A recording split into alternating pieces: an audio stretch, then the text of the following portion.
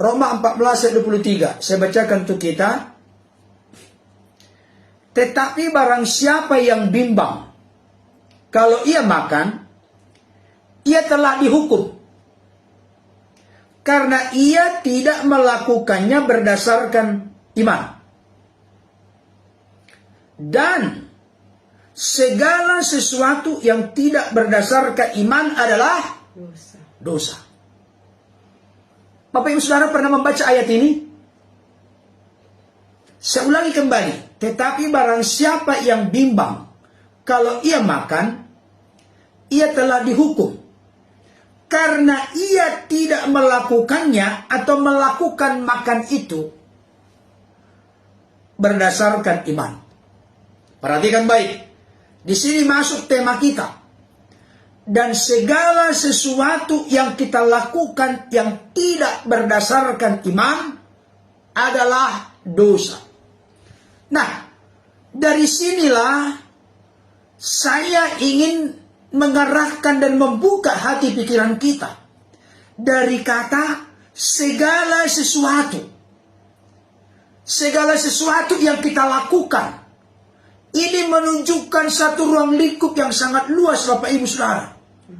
Dan bisa saya sisihkan satu hal di sana terkait dengan segala sesuatu yang kita lakukan berkaitan dengan berdoa. Ternyata Bapak Ibu Saudara, segala sesuatu yang kita lakukan tidak berdasarkan iman adalah dosa. Berarti hipotesa kesimpulan sementara dulu yang ingin saya tegaskan kepada kita. Ternyata kita bisa berdosa di dalam doa. Ketika kita berdoa tapi kita ragu, kita bimbang, kita tidak percaya, kita tidak beriman. Nah, maksudnya Bapak Ibu Saudara? Adakah di antara Bapak Ibu Saudara yang bergabung saat ini ketika berdoa, selesai berdoa ragu dengan doanya, bimbang dengan doanya, tidak percaya dengan doanya? Padahal tahukah Bapak Ibu Saudara, pengertian dari kita tutup di dalam nama Yesus, amin. Pengertian amin itu tahu gak artinya? Amin itu ya, pasti, sungguh-sungguh. Itu pengertian amin.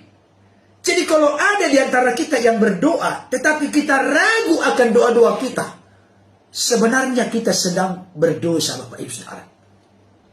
Dan ini rawan sekali dialami oleh banyak orang Kristen. Bukan hanya berdoa, Bapak Ibu Saudara. Karena kita membahas tentang berdoa, makanya kita soroti dalam konteks doa. Segala sesuatu yang kita lakukan tanpa iman, itu dosa, Bapak Ibu Saudara. Membuka usaha tanpa iman, penuh dengan keraguan-raguan, itu kita berdosa. Orang merencanakan pernikahan tapi tidak berdasarkan iman, itu berdosa. Orang mau kuliah, mau sekolah ke sana dan ini dan itu, tapi tidak berdasarkan iman, hanya berdasarkan perasaan, berdasarkan melihat, itu juga dosa, Bapak Ibu Saudara. Itu sebabnya tidak salah dalam Alkitab. Coba baca dulu 2 Korintus 5 ayat 7. Sebab hidup kami ini adalah hidup karena percaya, bukan karena melihat. Hidup kita ini bukan karena melihat, tapi karena percaya. Saya katakan berulang-ulang kepada kita. Kitab Habakuk berkata, orang yang benar hidup oleh percayanya. Kitab Roma 1 ayat 17 berkata, orang benar hidup oleh iman.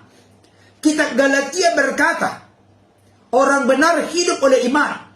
Kitab Ibrani mengulangi kembali, orang benar hidup oleh iman. Jadi sebenarnya pondasi dan dasar hidup kita adalah iman. Makanya Ibrani 11 ayat 1 berkata, iman adalah dasar dari segala sesuatu yang kita harapkan dan bukti dari segala sesuatu yang tidak kita lihat. Ini serius Bapak Ibu Saudara. Coba kita mengintrospeksi diri masing-masing. Apakah kita melakukan segala sesuatu, seluruh aspek hidup kita, termasuk dalam berdoa, bernyanyi, belajar firman, tidak didasari dengan iman, maka semuanya akan membawa dosa dalam diri kita. Itu sebabnya Alkitab menyimpulkan di mana Yesus berkata, ada dua hukum yang terutama. Hukum yang pertama adalah, kasihilah Tuhan Allahmu dengan segenap hatimu, dengan segenap jiwamu, dengan segenap akal budimu, dan dengan segenap kekuatanmu. Ada di situ diulangi sampai 4 kali, segenap, segenap, segenap, segenap. Menunjukkan itu hati yang sungguh-sungguh, bukan setengah hati. Menunjukkan keikhlasan, kemurnian, ketulusan, kesungguhan. Saya sampaikan kepada kita Bapak Ibu Saudara, mohon kita berpikir sejenak, Allah mengasihi kita bukan setengah hati. Allah mengasihi kita di dalam Yohanes 3:16. Karena begitu besar kasih Allah akan dunia ini, sehingga ia telah mengaruniakan anaknya yang tunggal, supaya barang siapa yang percaya kepadanya tidak binasa, melainkan beroleh hidup yang kekal. Allah memberikan yang terbaik kepada kita. Anaknya yang tunggal, miliknya yang terbaik, monogenes theos. Jadi Allah mengasihi kita bukan setengah hati Bapak Ibu Saudara. Makanya saya ada ungkapan, I love you full. Allah mengasihi kita dengan sungguh-sungguh. Dalam mengiring mengikut Tuhan juga, kalau selama ini kita masih banyak yang setengah hati, masih banyak yang asal-asalan, masih banyak yang hanya bermain-main, saya mau kasih tahu, hal itu tidak akan membentuk iman kita menjadi iman yang tangguh, iman yang dewasa, iman yang bertumbuh. Ini serius Bapak Ibu Saudara. Dulu ketika saya masih praktek waktu kuliah Bapak Ibu Saudara, kuliah teologi, ketika di dalam praktek itu hari Sabtunya ada ibadah pemuda. Ketua pemuda memimpin doa pembukaan. Beliau keseleo lidah. Dia berkata begini, teman-teman sekalian, remaja pemuda-pemudi, marilah kita bersatu dalam dosa.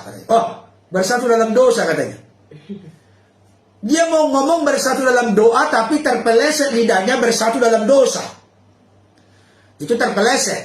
Tapi yang saya tegaskan sekarang ini kepada kita, kita kalau tidak hati-hati Bapak Ibu Saudara, kita bisa di dalam melakukan, menjalankan aktivitas kegiatan rohani, termasuk berdoa, memuji, menyembah Tuhan, mendengarkan firman Tuhan. Kalau segala sesuatu yang kita lakukan tanpa iman, maka hal itu justru bukan mendatangkan kebaikan bagi kita, tapi justru membuat kita menjadi pribadi yang berdosa di mata Tuhan. Karena Alkitab berkata di dalam Roma 14:23 bagian B, dan segala sesuatu yang kita lakukan tidak berdasarkan iman adalah dosa. Termasuk ketika saudara dan saya, kita berdoa kepada Tuhan.